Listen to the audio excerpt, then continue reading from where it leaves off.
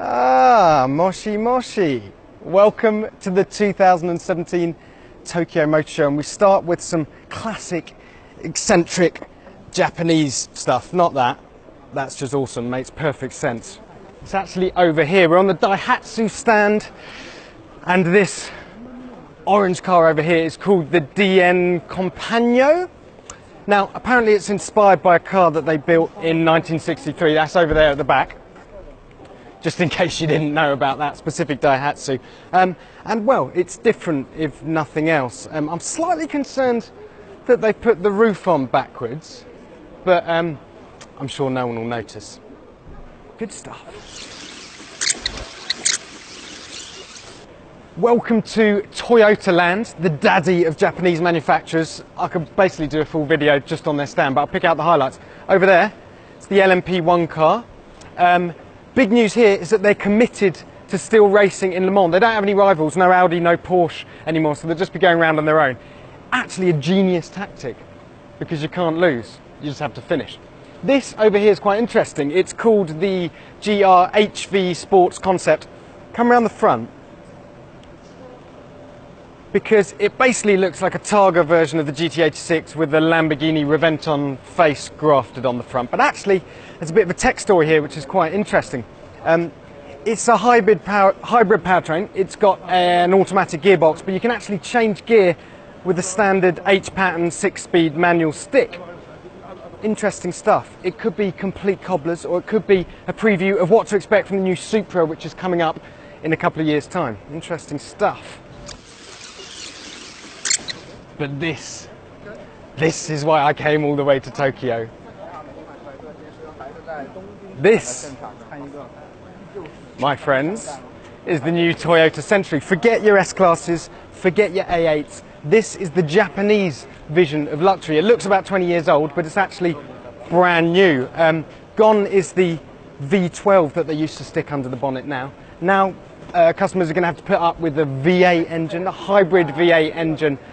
But this thing is all about luxury, and not the kind of luxury we're used to, because the seats are not leather, they're 100% wool. There are such luxuries as a writing table in 2017, no less. And look, we've got to check out these side windows here, because they've basically got net curtains in them, doilies, if you like. Essentially, this car is your nan's front room on wheels, and I'm a massive fan. I think a can of real gold. I mean, it'd be a crime not to, wouldn't it? No idea what it is. What on earth is this going to taste like? Could be the... Oh, that's fantastic. Oh, it's like Fanta with added chemicals. Oh. Interesting this, because you'll notice there's a load of European manufacturers left and right. Peugeot DS, Mercedes, BMW, but actually none of them have anything new. We saw all of it at the Frankfurt Motor Show. So there's a Z4 concept, which they've covered up. There's an 8 Series concept, AMG GTR, lots of exciting stuff. But for us Europeans, we've seen it all. Luckily, the Japanese manufacturers have got enough weird and wonderful stuff to keep us occupied.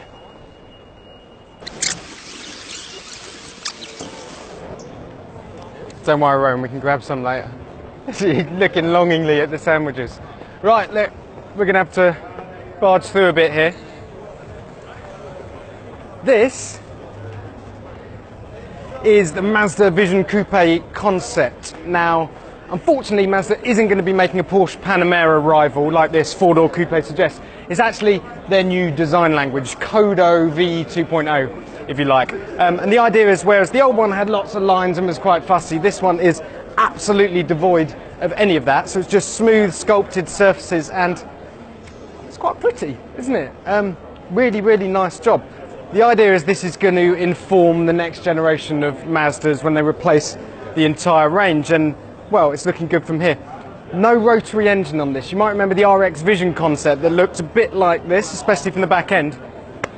That is still on the cards. They're still considering a rotary model, but it's on the back burner. The sums aren't adding up. Interestingly, they haven't waited long to show us what the new design language could look like on a normal car, on a production car. So it's another concept, it's called the Kai concept.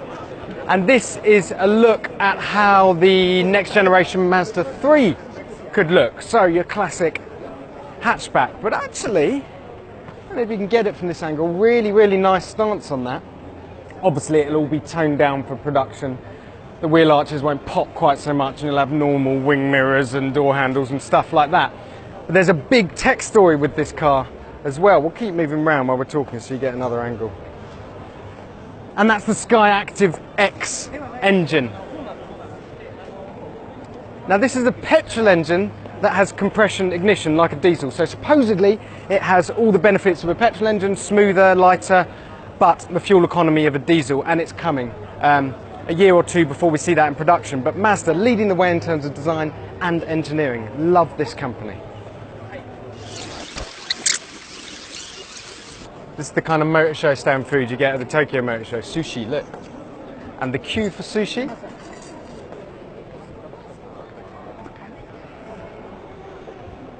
Absolutely love a bit of raw fish here. Okay, so the Lexus concept. Interestingly, Lexus and Toyota are opposite ends of the motor show. Normally they're squashed together in Europe, but here they define them as very separate brands. Right, this is called the LS Plus concept. It's another luxury flagship. They've only just brought out the new LS, so interesting that. This is the future design language. It's also supposedly an autonomous car. We of course have no way of verifying that unless it drives itself around the stage, which it's not about to. Interesting, yeah, bit lazy, I think. C- for Lexus on this one. Must try harder. This, ladies and gentlemen, is the new Mitsubishi Evo. In a way, it's called the E-Evolution concept, and you've noticed it's not a rally-bred four-door saloon. It's actually an all-electric SUV, which is a bit worrying for Evo fans out there, but I'm told it is quite an exciting thing. All electric, 2 motors on the back axle, 1 motor on the front axle, about 250 horsepower, but that's quite a lot in terms of EV. It is wearing the Evolution name, but it's basically previewing a Duke rival, a small SUV that's going to come in future years. They're going to do an electric one, they're going to do a plug-in hybrid one, and they're going to do a petrol one. And in all honesty, they haven't decided which one of those is going to wear the Evolution badge and be the go faster model. But either way, the Evo is dead, and this is the future. What do we think, guys? Sacrilege or exciting, brave new dawn? I think I'm with the former.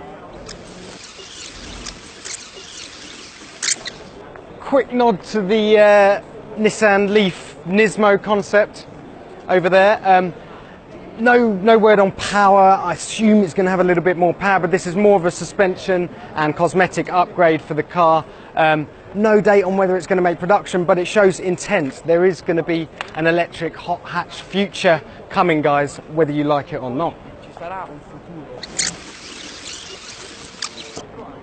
This thing here, though, is Nissan's main concept. What's it called?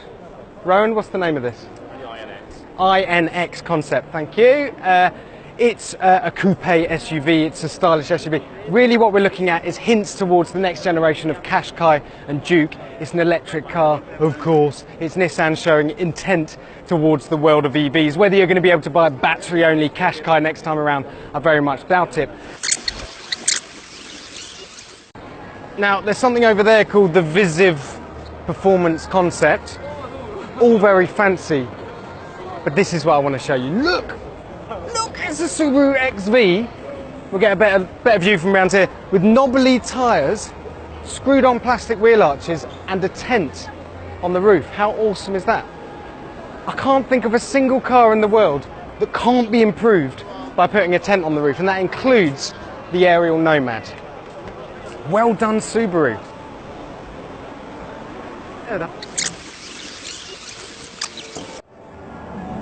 Pretty normal stuff, just a pretty normal day.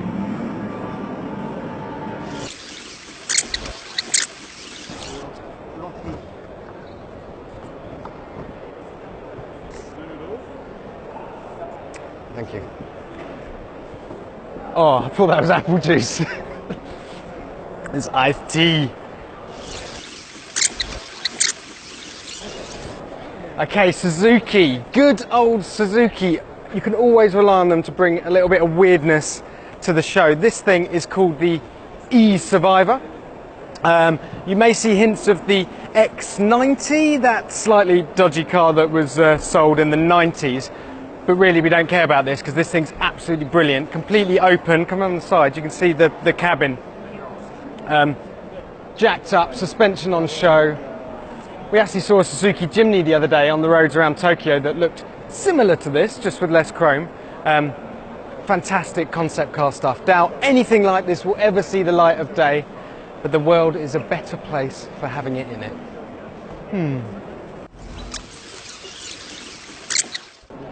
Ah, just let get on it.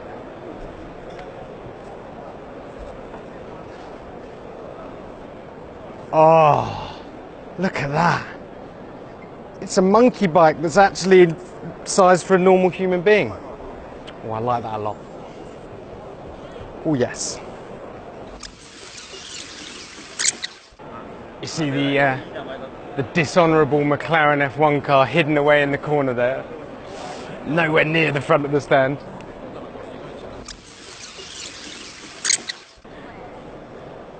Right. Squeeze in. Unfortunately, Honda just had their press conference. That's why it's so busy around this car. Excuse me, guys. Excuse me, guys. Right, you might have to lift the camera up and not look at my face, the car instead. This is called the Sports EV Concept. Handily, they've got the Urban EV Concept spinning around just next to it. So you can see they're a matching pair. That car was revealed in Frankfurt and basically stole the show. This one is its sister car, a two-seater, all-electric sports car. You could say that it's the spiritual successor to the S2000, but that one had a high revving 9,000 RPM engine. This one is all electric, but we love the way it looks. There's definitely a hint of the Toyota 2000 GT in that. That's Bond's car from the film You Only Live Twice. I'm sure Honda won't appreciate me saying that, but perhaps there's a Honda somewhere in the archives that this thing takes its inspiration from. But either way, it looks fantastic. That car's going to go into production in 2019, 2020. This one probably a little after it, so we're looking at 2021. But look, EVs are starting to get desirable. Cars like this are making me want one, and that can only be a good thing. And that's it. That's all we have from the Tokyo Motor Show 2017. Arigato for watching. See you soon.